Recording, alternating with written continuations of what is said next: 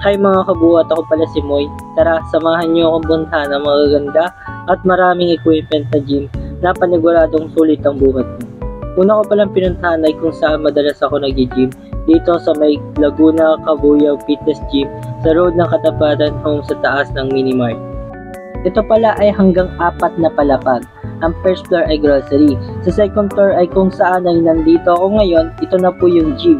Dito pala sa second floor ang may pinakamaraming equipment. Nandito ang cable machine, rowing machine, Smith machine, mga dumbbells at iba pa. Dito rin pala sa second floor, dito ang pinakamarami ditong pang workout na equipment ay pang chest, shoulder, bicep at tricep. Meron din naman pang workout sa back at legs dito po.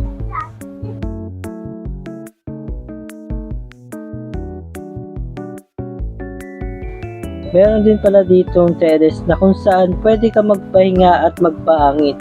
Libreng-libre mong masisingot ang usok sa labas. Uy! Chow lang yun guys. Tungo naman tayo sa pangatlong palapag. Dito makikita nyo ang napakaraming pang workout sa legs. Meron din dito dumbbells at iba pang katulad na nakita nyo sa baba. Napakaluwag din dito at napakaaliwalas. Tapos sa salamin na hindi ka magkukulang. May kita mo ang napakaganda nyong katawan at pagmumukha. Lalo na kapag nagbubuhat kayo ng napakabigat na equipment. Ang cute, diba? Meron din ditong elliptical machine, treadmill, hack squat machine at iba pang workouts sa legs at back. So yun, sa pang-apat naman ay dito may pinakamaluwag na kung saan dito ako tumatambay, nagbabaras at nagwa-warm up. Dito rin pala sa taas nagtitrain yung mga taekwondo. And minsan lang naman kung saan kung gusto nyo rin pala magpaturo ay magsabi lang kayo dun sa baba. Meron din pala ditong bikes na pwede nyong gamitin habang pinagmamasdan ng napakagandang tanawin tulad ng yero sa baba. Chow lang. Hanapin nyo nga kung saan yung yero namin dyan. Uy! Joke lang.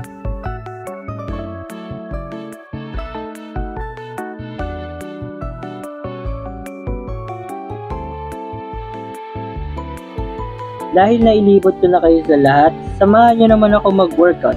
Pero bago yon, warm up muna tayo bago buhat. Dahil need natin to.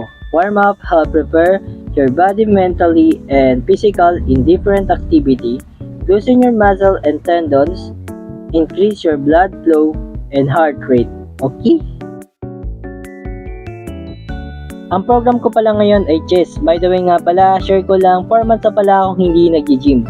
Ngayon lang ako bumalik. Sinabay ko na rin pala yung pag-vlog para sipagin ako. At ito pala yung mga price nila dito. Pag 1 day ka lang ay 50 pesos. Pag half month naman ay 350. At kapag 1 month naman ang ginawa mo ay 700. Mura lang, di ba? Abot kaya ng iyong budget.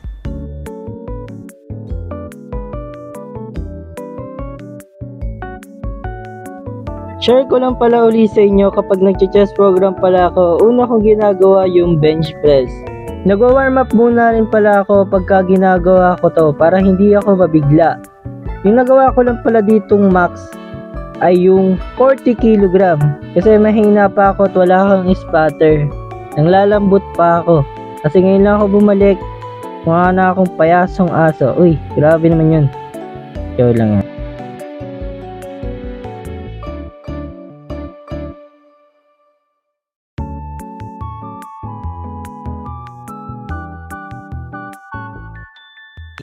At next ko pala dito itong cable machine kasi may gumagamit pa ng ibang equipment na isusunod ko sana. Ito palang ginagawa ko na para sa chest ay napakaganda para sa upper chest. Tapos yung susunod ko dyan ay yung para sa lower chest. Para ma-enjoy ko ang pagbubuhat ko guys, sorry at tatapusin ko na dito ang video ko. Kung nagustuhan mo ang video ko, maraming salamat. Then kita na lang ulit tayo sa next video ko. Bye bye guys. Love you.